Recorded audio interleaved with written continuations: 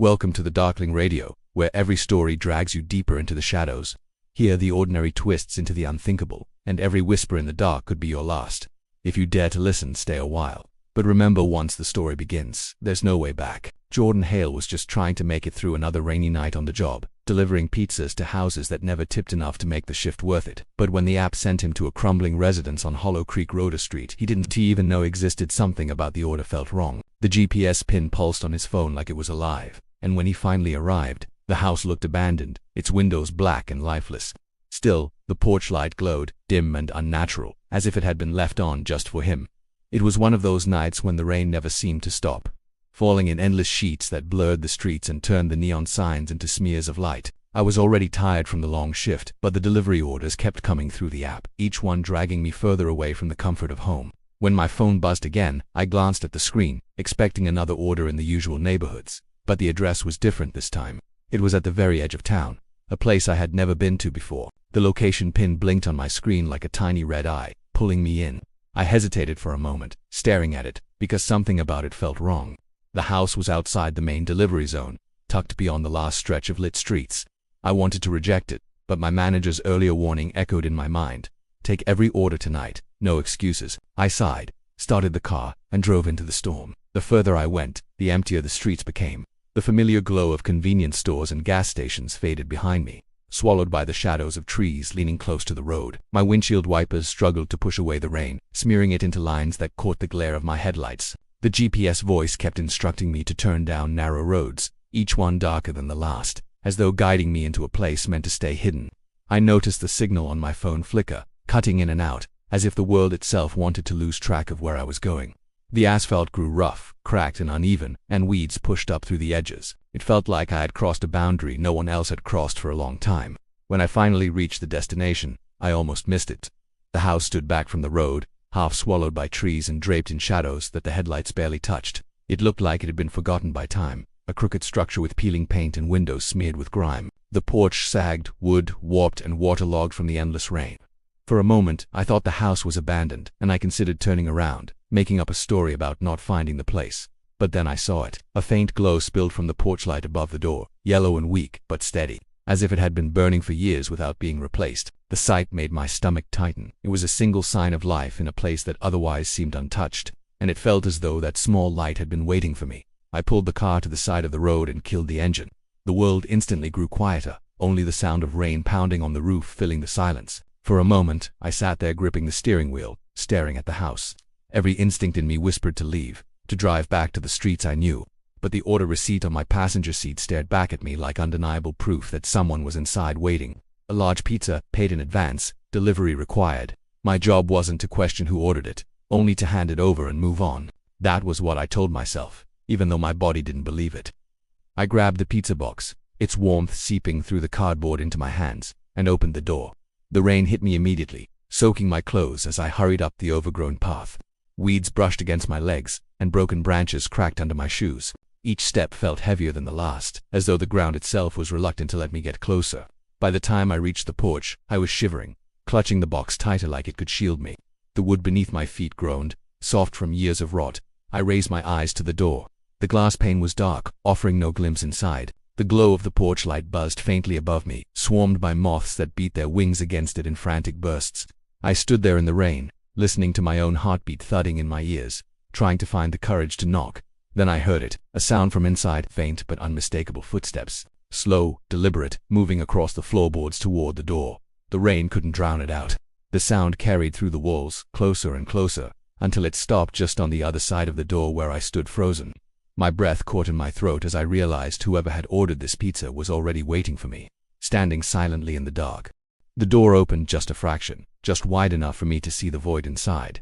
The air that drifted out was damp and heavy, carrying the faint smell of mildew mixed with something sharp, like rust or blood. I expected a hand to reach out, someone to take the box, but no one appeared. The footsteps I had heard were gone, swallowed into the silence as if they had never existed. I stood there with the pizza balanced in my hands, uncertain whether to set it down or wait. The rain drummed against the roof and poured in streams off the edge of the porch, surrounding me in a curtain of noise. The gap in the door yawned like an invitation, black and endless, pulling at me in a way that felt wrong. I glanced down at my phone for reassurance, thinking maybe the customer had left special instructions. The screen lit up, and to my surprise, a new notification appeared. It wasn't from my messages but from the delivery app itself. The words made my stomach twist. Order confirmed, leave pizza inside. I stared at the glowing letters, reading them again and again. I couldn't remember ever seeing a request like that before. Customers wanted contactless delivery, sure, but that usually meant the porch, the doorstep, the gate, never inside. My thumb hovered over the screen, tempted to reject it, but the option to cancel wasn't there. Only the confirmation, pulsing softly, as if it had been waiting to appear. My hand trembled as I nudged the door with my shoulder. It creaked open farther, swinging into the gloom. The sound echoed like a groan, as though the house itself resented my presence.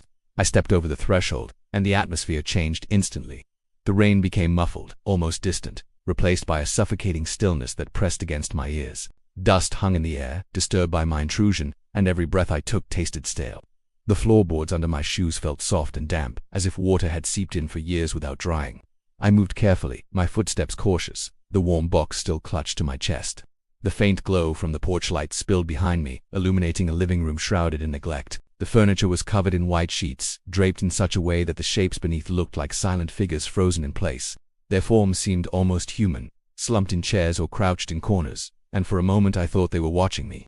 I forced myself to look away, telling myself they were only chairs and tables. But as I passed, I swore I heard a faint rustle, like fabric shifting against itself.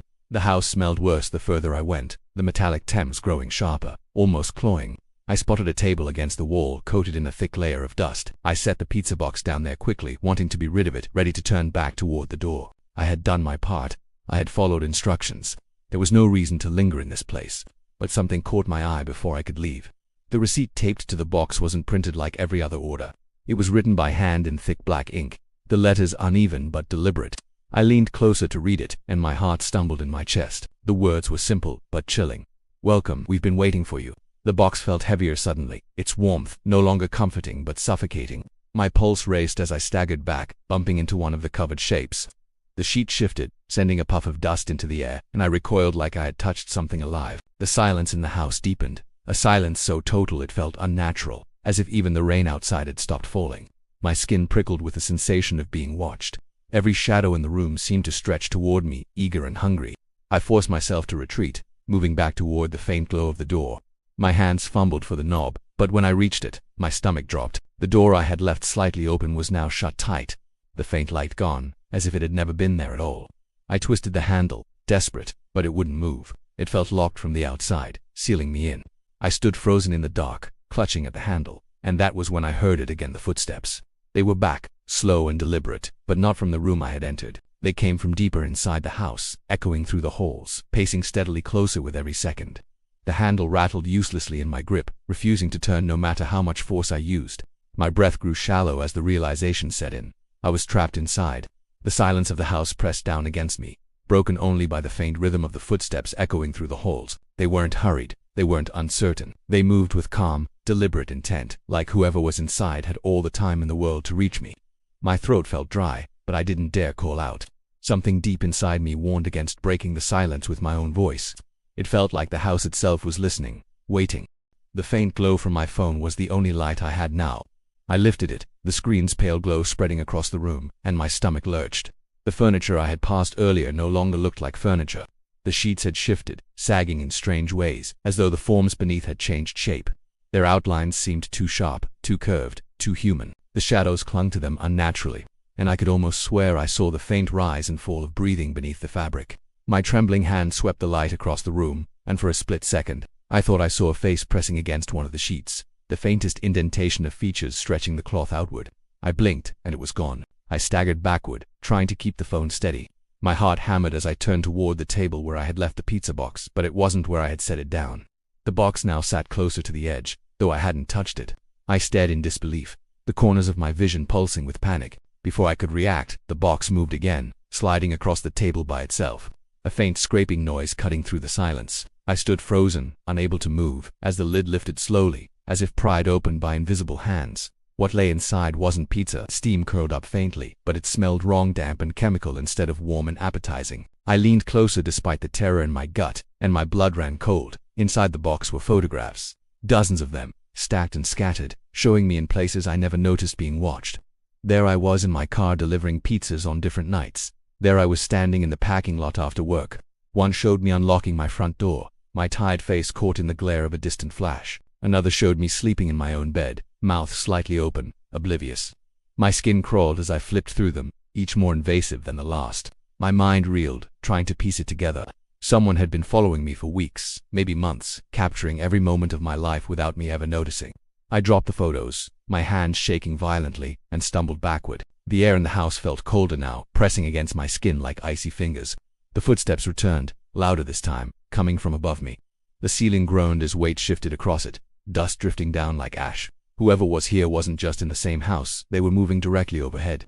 I shone my phone's light toward the staircase at the far end of the room. The steps loomed in the glow, crooked and damp, leading up into total blackness. A part of me screamed to stay where I was, but another part knew that if I didn't find another way out, I'd never leave this place. My legs carried me forward in small, hesitant steps. Each floorboard creaked too loudly, the sound carrying through the house like a signal. I could feel the eyes of the shrouded figures behind me, their presence pressing against my back, urging me up the stairs. The steps groaned beneath my weight, sagging with every movement, threatening to collapse. My phone's glow barely pierced the shadows, illuminating only a few steps ahead. My breaths came quick and shallow, my ears straining for the footsteps above. They had stopped now. The silence felt heavier than ever, like something was waiting at the top for me to arrive. I gripped the railing, slick with dampness, and pulled myself upward until I reached the landing. The hallway stretched before me, long and narrow, lined with doors. Each one was slightly open, just enough for the blackness inside to bleed out into the hall. The air smelled stronger here, metallic and sour, clinging to the back of my throat. My hand shook as I raised the phone, the light catching glimpses of peeling wallpaper. Claw marks scratched into the wood, faint stains on the floorboards that looked too much like dried blood. The shadows seemed thicker here, pooling around the doorways as though something lurked just beyond sight. At the far end of the hallway stood one door unlike the others. It was fully closed, and a faint light seeped from the cracks around it, weak but steady. My stomach clenched as I felt myself drawn toward it, each step slow and unsteady. When I finally reached the door, I raised my light to its surface and froze. Carved deep into the wood, scratched over and over with desperate precision, was my own name. The sight of my name carved into the wood made my stomach twist. The letters were jagged and uneven, cut over and over again, as though someone had spent hours, maybe days, etching them deep into the door. I raised my fingers and brushed them lightly across the grooves, and the splinters pricked my skin. It felt fresh, almost raw, like it had been carved recently, maybe even tonight. My pulse thundered in my ears as I took a step back, unable to comprehend how my name, my exact name, could be waiting for me here in this place I had never visited. The silence of the hallway stretched around me, heavy and suffocating, and for a long moment, I just stood there staring at the door, wondering what waited beyond it. I should have turned back. Every instinct screamed at me to run, to try again at the locked front door, to smash a window if I had to, but something stronger than fear pulled me forward. It wasn't curiosity. It was like the house itself was guiding me, dragging me toward that light. My trembling hand hovered over the doorknob. The faint glow seeping from the cracks pulsed slightly, almost like breathing. Slowly, with my breath caught in my throat, I turned the handle. The door opened with a groan that cut through the silence like a scream. The room inside was small, square, and suffocating. A single lamp burned weakly in the corner, casting long shadows that stretched across the walls. But it wasn't the light that froze me where I stood, it was the walls themselves. Every inch of them was covered in photographs, hundreds of them pinned and taped and layered over one another. And they were all of me. I saw myself at work, leaving my car, stepping into convenience stores, locking my apartment door, taking out the trash. There were photos of me eating dinner, watching TV, even ones of me sleeping, my face slack with exhaustion, unaware of the lens pointed at me.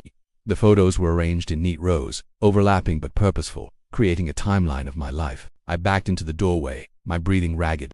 Whoever had taken these hadn't just been following me, they had been documenting me, cataloging me, studying me like an experiment. In the center of the room sat a table, and on top of it was another pizza box, identical to the one downstairs. My hands trembled as I stepped closer, drawn to it despite the terror twisting in my chest. The cardboard was pristine, as though it had just been pulled from the oven minutes ago. My breath shook as I lifted the lid. Inside wasn't food. Instead, there was a mirror, its glass polished so clean it seemed to glow under the weak lamplight. At first, I saw only my reflection staring back, pale, wide-eyed, drenched in sweat. But then I noticed something wrong. My reflection wasn't moving with me. I tilted my head slightly, but the reflection didn't follow. Its face remained still, lips curled upward in a slow, unnatural smile. My knees weakened as I stared, unable to look away. The reflection's eyes darkened, the pupils widening until they swallowed the irises whole. Then, without warning, its mouth opened, wider than a human mouth should, stretching into a grin that revealed nothing inside, only blackness.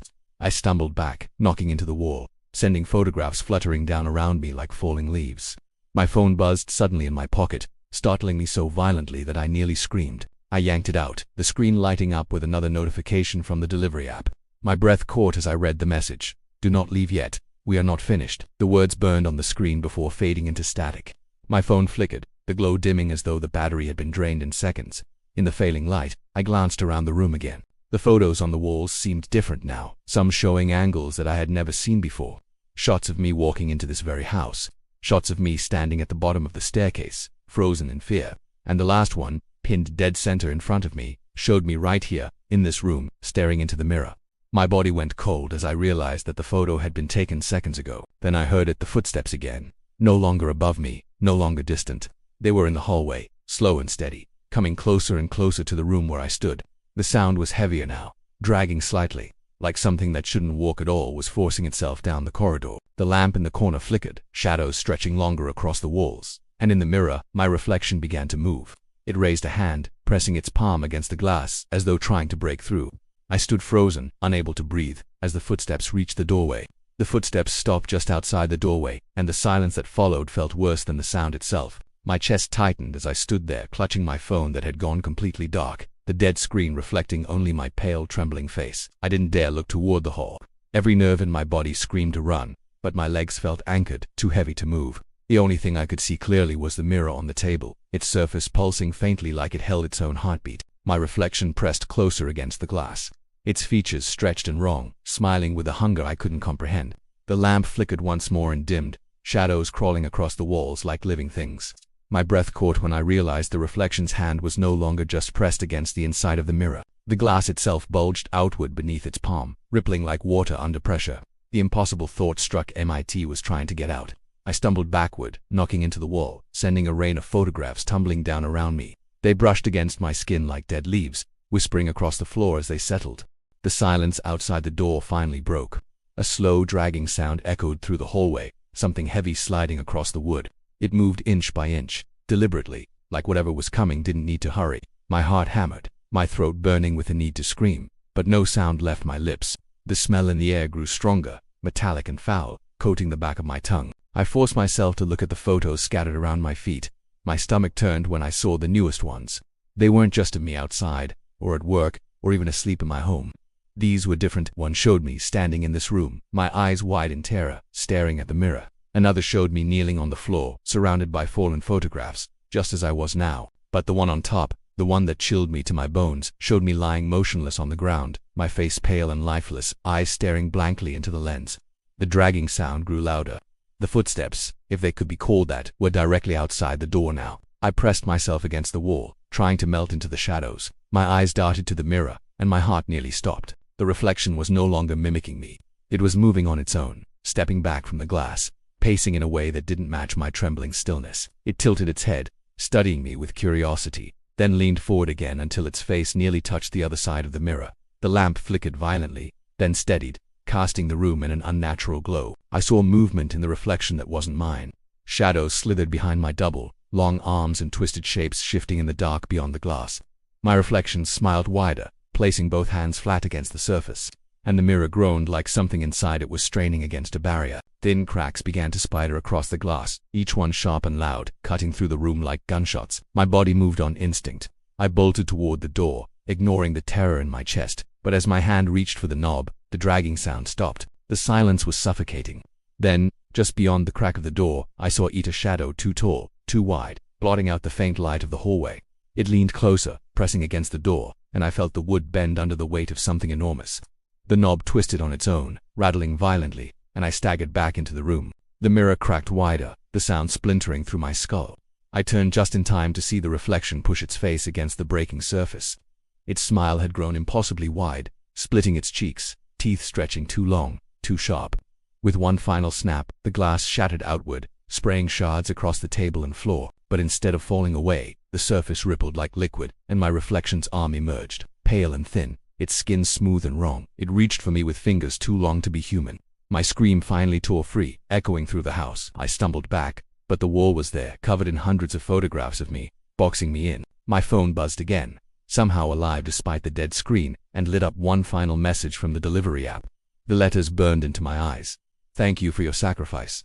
Your shift is over. The dragging sound returned, not outside the door anymore, but inside the room, moving toward me from somewhere I couldn't see. The mirror gaped open like a doorway, my reflection crawling halfway through, its eyes locked on mine. The last thing I remember was the lamp flickering one final time before the room was swallowed by darkness, and something cold and strong wrapped around my wrist, pulling me into the glass. And then there was nothing.